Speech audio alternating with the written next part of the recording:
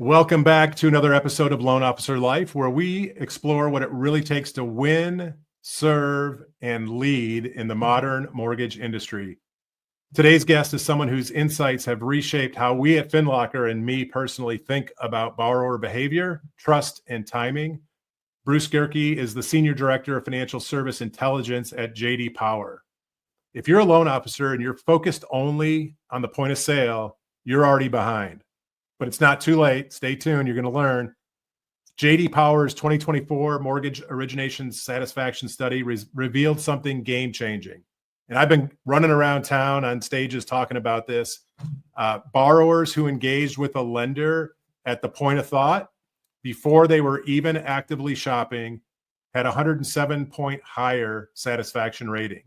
They were also 54% less likely to shop around and 20% less likely to contact another lender. Guys, this is not about data alone. It's about direction. Bruce and the team at J.D. Power are giving us a blueprint for how trust is earned, loyalty is built, and how local lenders can thrive well before a transaction is ever on the table.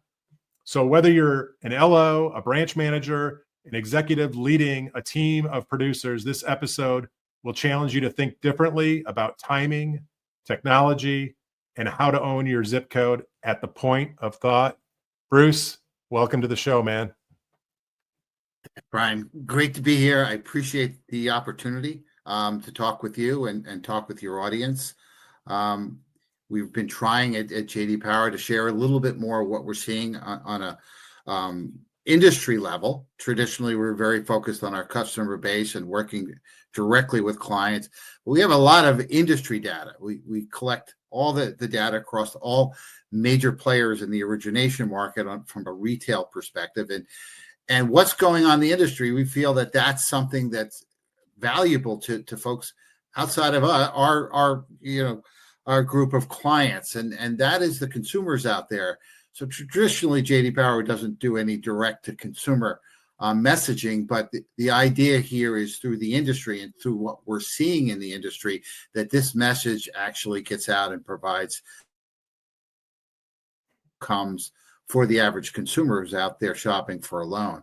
So it's great to get the opportunity to speak with folks and share a little bit about what we're seeing. And we, as you mentioned, we started seeing this last year.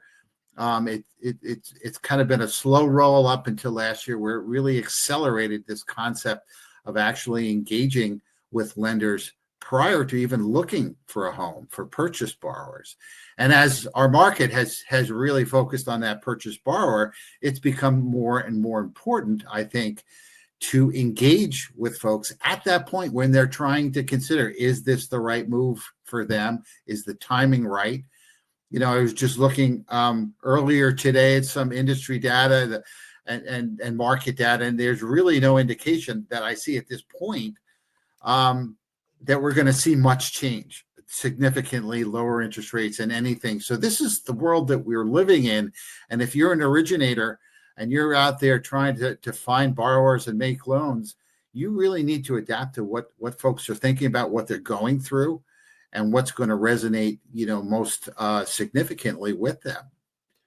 Yeah, there's been, and since we recorded back in December, I think it was early December, which was on the heels of you all releasing the 2024 study. And I've seen you now. I just saw you last week with Kristen Messerly and Dave Savage. And before that, you were on with Dave Savage alone. And I think I've seen you in like 3 other places.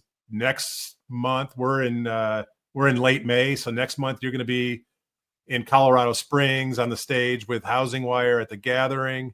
Here we are in May. What's changed since from like today back to the 2024 study? What are you guys already seeing in kind of the early data here in 2025 as it relates specifically to borrower expectations?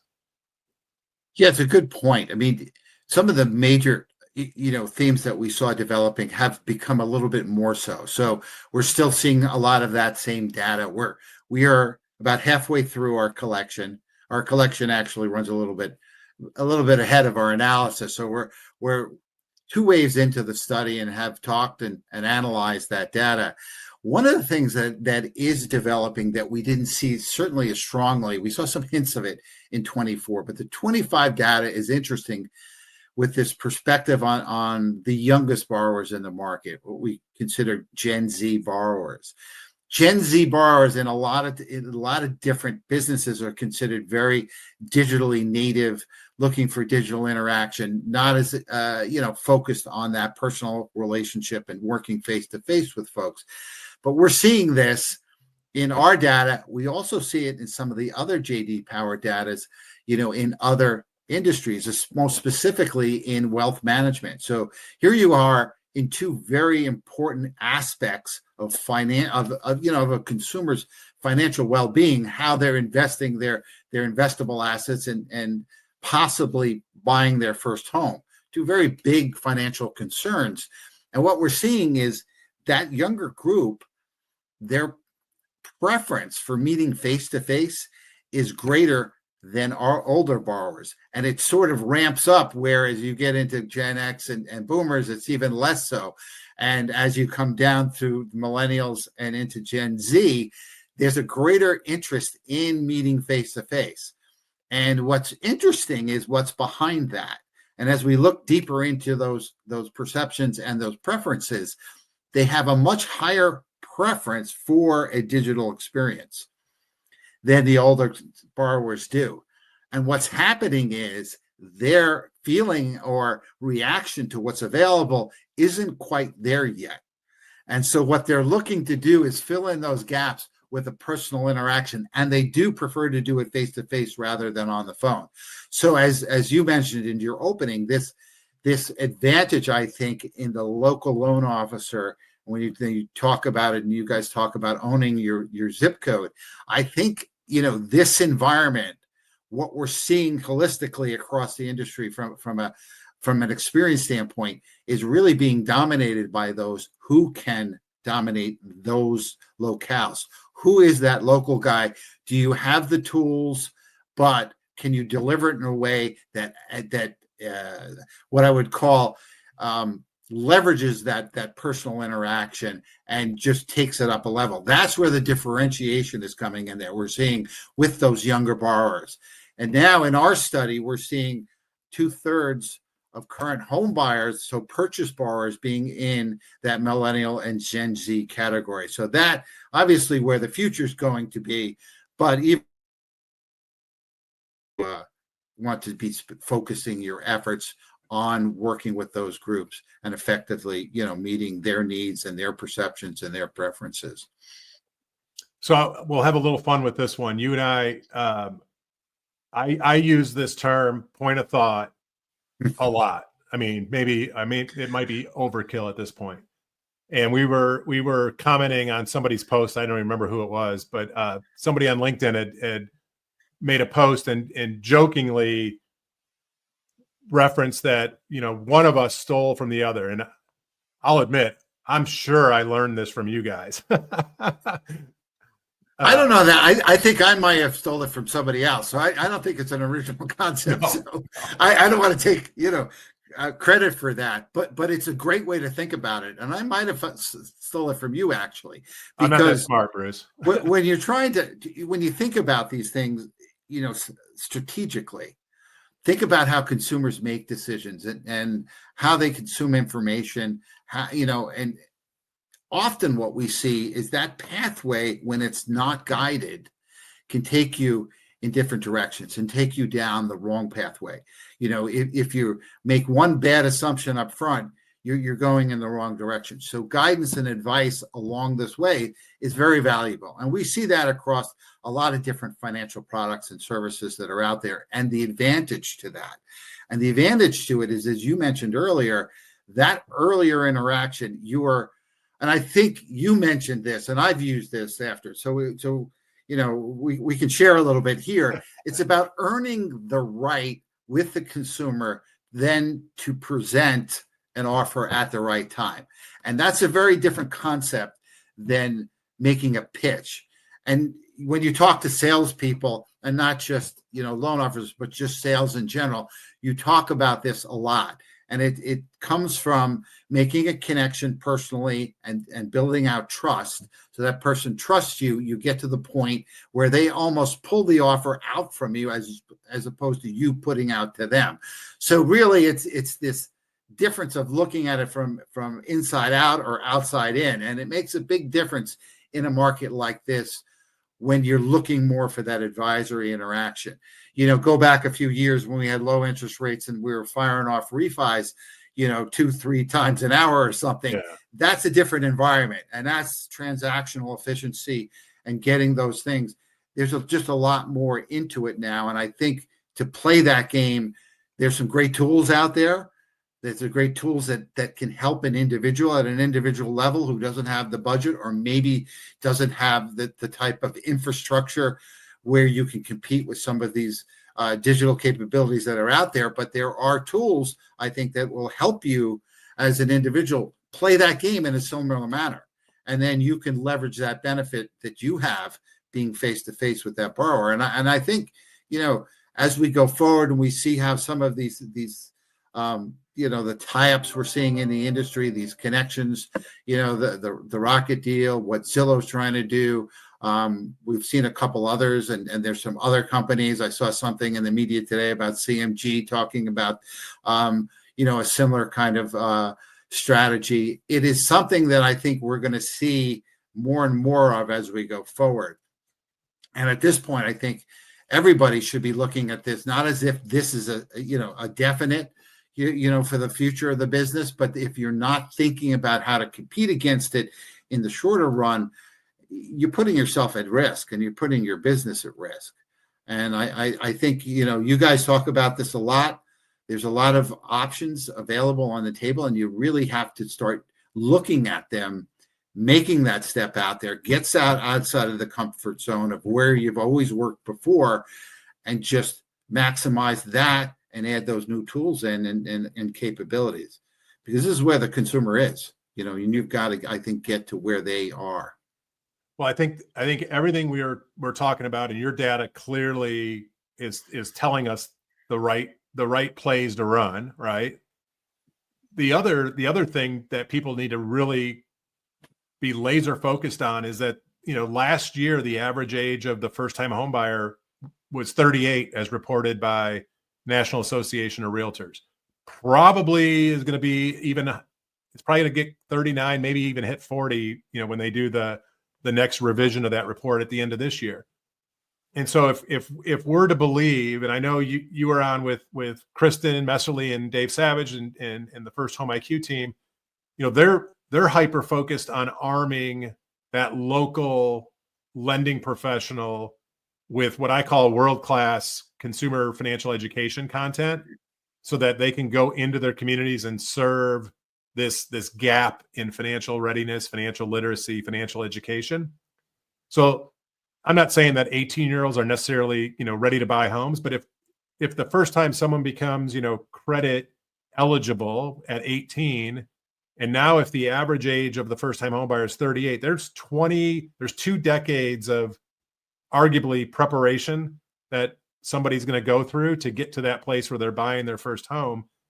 And they're not just going to wake up on a Saturday and say, okay, I'm going to go buy today. They're going to go through probably months, if not years, of learning and preparing, right? And there's just not in my mind, there's not a better resource for that person to learn from than a local mortgage professional who's going to really gear their education and preparation for that event whenever it happens.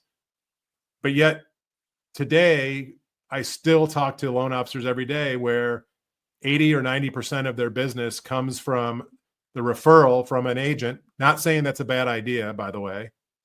But if that's the first time you're being introduced to a consumer, is when they have contract in hand, anxiety and stress are already at a high level. It's no doubt that that's why we see that 107 point difference in satisfaction from quote unquote point of sale versus point of thought engagement. Am I missing something, or is there more to that data point than what I just kind of laid out? No, I think that's, it's a great point that you bring up about what you can do, and there are things out there.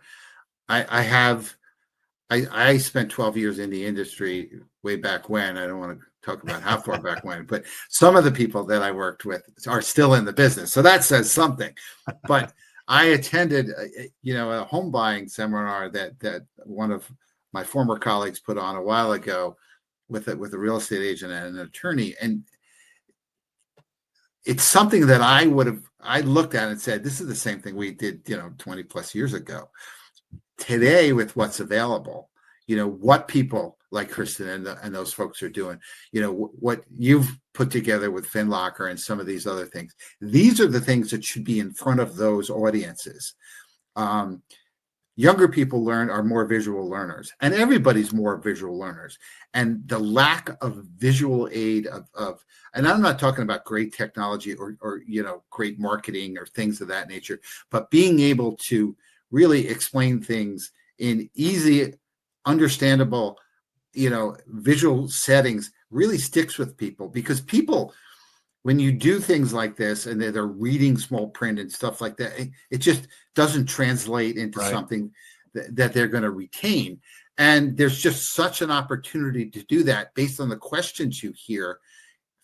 I'm always surprised, and I'll talk to people who are very, financially sophisticated, but they know very little about the home lending business and why it works the way it does, because it is very complex. The secondary market requirements, that Fannie Mae, Freddie Mac guidelines, and this whole thing, which drives a lot of the experience. So you have complexity on the back end. You're going to have some complexity on the front end.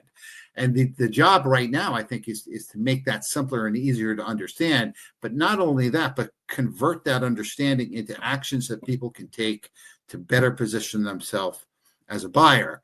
And that's what's going to be remembered. So I think there's a lot of opportunity there.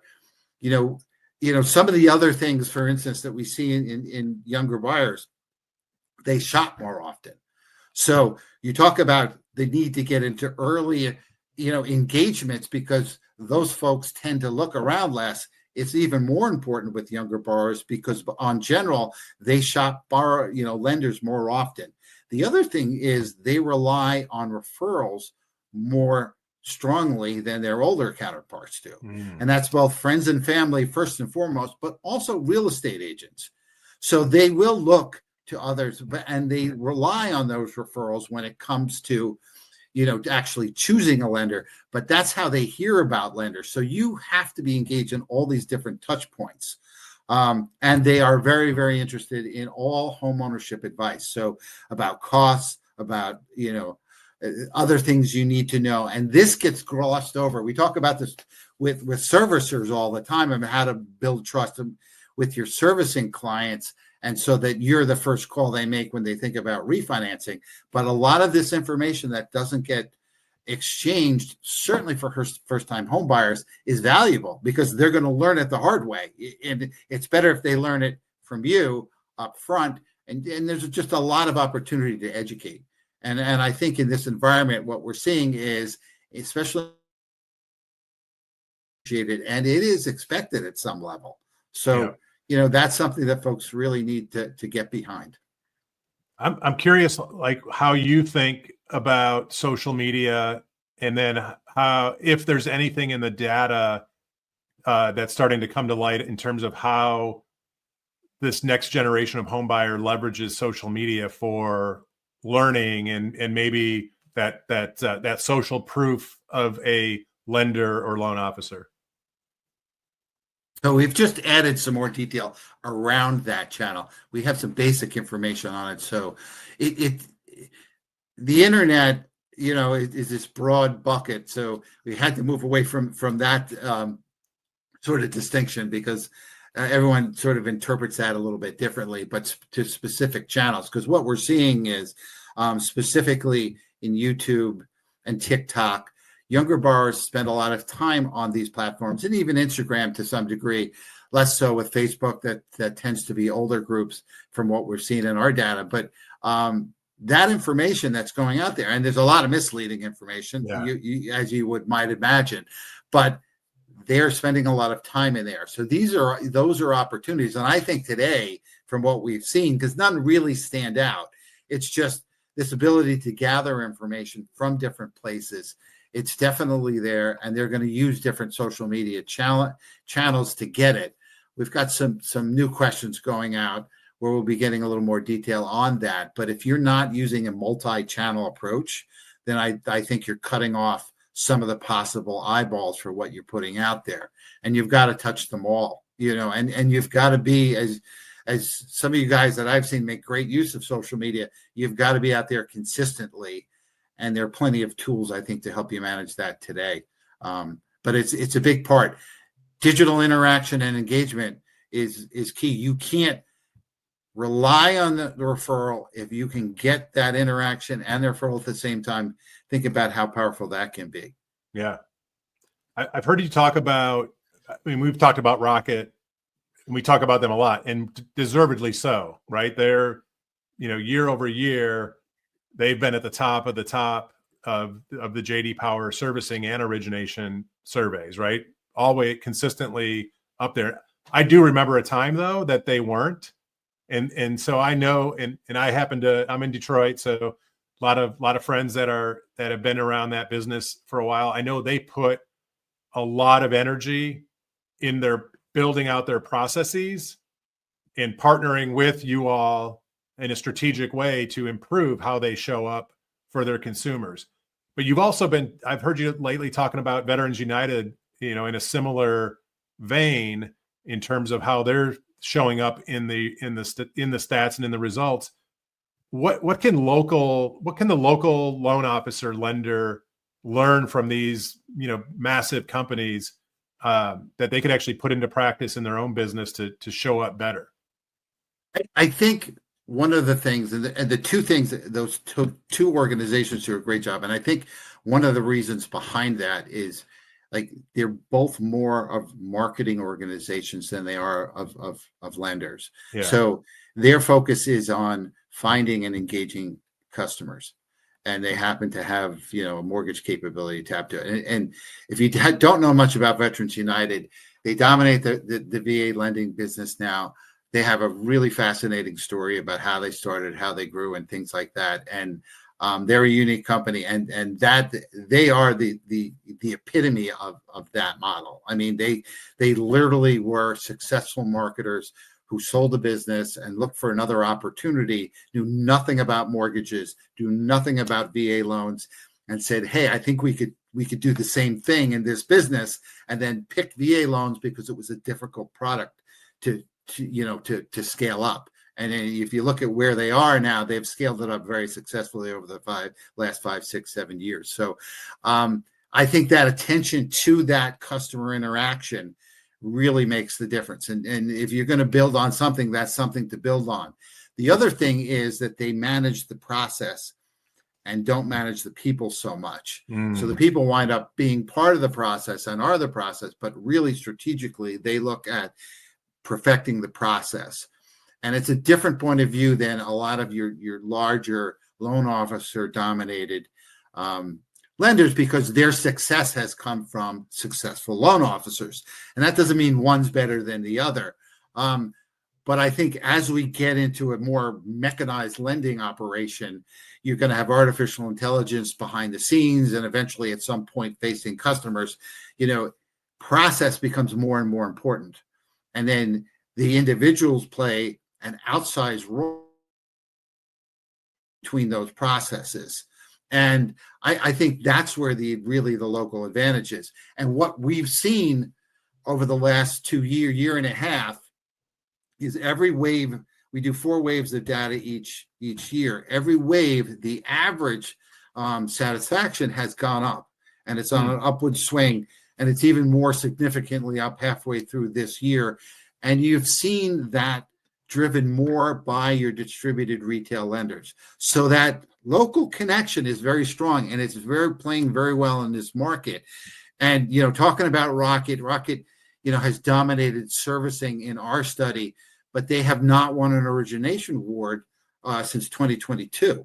So since 2023, it's been a series of other companies up there. 24 was First Fairway, then last year Prosperity, and we'll see this year. But you can see the kind of shift, first in the product, more purchase than refi, and secondly in the business model.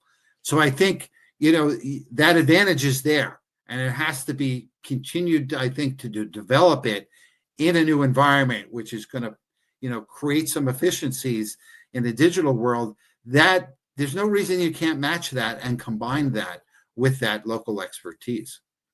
So if you were coaching a loan officer who is just starting in the business today, and by the way, you might be, because there could be a loan officer watching this episode who's literally just got licensed. So we might be coaching somebody up. What would be one thing you would tell that loan officer to do differently than their predecessors, right? So think of this as a 25-year-old fresh out of college, inspired to help people achieve the dream of home ownership, becomes a loan officer. What's that one thing you would tell them to do? Well, when I first started out, I did start in sales. We all started in sales. I started with a very small company that we grew up to be quite large, actually. And I was given the Freddie Mac Seller Servicer Guidebook to read, a Hagstrom's map, for you old enough to remember what an atlas actually was, and then match out, on there, where the real estate offices were, and get out on the street and start banging on doors. So I would not do that today. Well, nobody's in those offices if you were to go knock on them. Exactly. So you need to be, I think, really work on how to engage, first of all, people at a business level. So you had to find those realtors. You need to hopefully have access. There's so much available data now that we never had in the back. So who's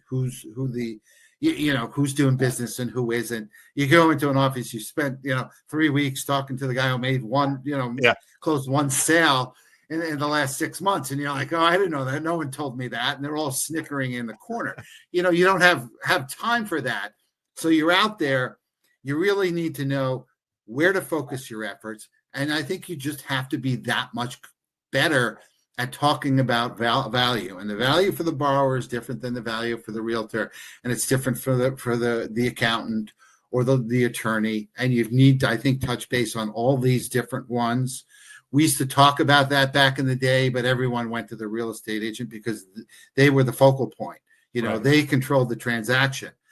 But now I know accountants, I know financial planners, and they have people that they work with, and they're in front of those relationships. So by the time that potential buyer borrower gets to a real estate agent or to a lender, they're already locked in on what they're doing because they've got that solid referral. So you need, I think, when you start out, you need to be touching all those different areas.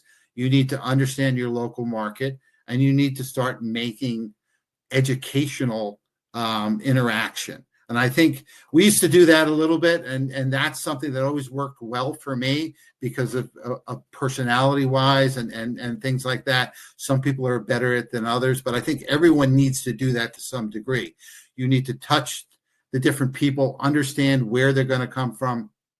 I mean, there's just so many opportunities, and how to do that now. And you can use social media to do that. You're not going to be doing as much in person, and a lot of tool there. And I think younger people are much more conversant in the social media world, right, and they can get up to speed faster there. But it's sales. So you also need to keep those, those tried and true sales techniques and skills honed. But I think what you're doing more is spending more time focusing on outcomes, what value means to each of those different constituencies. And you need to spend time developing all of those, because no one's going to dump a bunch of leads, in your lap. I think at this point, you're going to have to generate your own, and lead generation. And it's costly, right? You hear that from everybody. So the more grassroots you can develop to, augment whatever you're getting through that company that you're working with, is going to get you up the curve faster. And I think you really have to focus. It's really fascinating, Bruce, that it's like Back to the Future, right? If you think about like a lot of the tactics and strategies that you've laid out and we've talked about here, we could have had this conversation 15, 20 years ago, right? With traditional BNI groups and, you know, it's still all about showing up and making people aware of what you do and how you serve your community. That's really the you know, the number one thing that any loan officer needs to be doing, especially someone that's new to the business. People need to be aware of what you do and how you bring value to your community. Period. End of story. Yeah, and I think you have to look at your value as something beyond delivering a loan, because nobody who comes into this, you know, I mean, this gets talked about a lot, and I think what happens is we don't quite put that into play, you know, every day, and I think you need to do it every day. Right. And remind yourself, this person is not after a loan. They're after that house. They're after that new kitchen. They're after, you know, a lower payment. Whatever they're after, you need that story of how you're going to do that and help them understand what's entailed, because otherwise you're simply a transaction provider, and then all that matters is what's your rate, what's your rate, and you know, you're in this business. There's always somebody throwing out a ridiculously low rate that you say, oh, they could never do that. But you know, the consumer goes off there and learns the hard way, and you don't have a loan. So you know, you need to differentiate yourself from that. And you do that by really focusing on value, and education is a key part of that value right now. I think it's everything. It is the education leads to lowering the stress level, lowering the anxiety level, creating more certainty and confidence, which everything goes together. And I mean, your data shows this. If you do those things and you do them early in the consumer's journey, you're going to be 107 points better than the guy that's first facing off with the consumer at the point of sale. You know, it's just I'm excited for the future of our business, because I do think there's an opportunity for those originators that have a servant heart, that lead with education. I think they will be the winners in this next generation. I agree. I think, you know, there's a lot of talk about what may or may not happen. And a great example is when we had the National Association of Realtors, the whole settlement. It was like, oh, commissions are going to go here, they're going to go there, you know. And now you're starting to see reports, and they haven't really changed much, because the process hasn't changed. Right. It's not about the commission; it's about the process. So how do you go about getting what you have to the customer? And that really hasn't changed. When that changes is when I think you'll start to see maybe some really significant changes. And that can happen. Technology has done that in other areas. It hasn't done it here. There's a lot of local advantage here that's hard to replace with technology. Yes. I would never say never, because you've seen some advantages here. And my guess is it's some kind of a hybrid sort of mix as we go forward. But the better that the big guys with the money scale up digital interactions and digital capabilities, there's a bigger risk to the local guy. Because if you look at trends and consumer trends, you know, outside of finance and other areas, the things that take hold are based a lot of times on simple convenience. If it's easier to do and easier to do, people migrate to that. And if you look at a process that's not so easy to do, there's opportunity. It's a big, I think, challenge. But if that's really starts to be driven in, and one thing you can't take from Rocket is they have done and executed at scale. So that's built into their DNA. I'm not saying they're going to pull this all off, but if anybody has a chance of doing it, they're pretty well positioned to do that. So take it seriously, you know, do it, what you can do, because I think there's an inherent advantage locally. And you need to, if you don't sort of maintain it and feed it, if you will, you're going to lose it. And that's where I really think that the future lies. Bruce, I'm so glad that we were able to do this again. I'm going to remind myself maybe in another 2 or 3 months to have you come back on, because you'll probably be in the third wave by then, and there may be even be more insights that we can kind of get into. But again, I love that you're showing up in the industry, and you're helping the industry and the loan officers specifically understand the plays they should be running to win in their community. I'm a huge fan of JD Power. Love the reports when they come out. I can't get enough of the data. And again, I appreciate you sharing your insights here with our audience on Loan Officer Life. Well, as I said, I appreciate the opportunity to talk a little bit more about this. I think a lot of what you've talked about, what you're working on, aligns with what we're seeing, and so I think that confluence is something that's important. We will have our final servicing study, results out in mid-July, so it'll be interesting to tie some of that back. We're seeing more and more connection between servicers and originators in the reverse, not so much, originator to servicer, but looking at servicer back to origination. So we're taking a different look at that as we go forward. It'll be interesting to see what we're seeing happen there with that customer. Can't wait for that.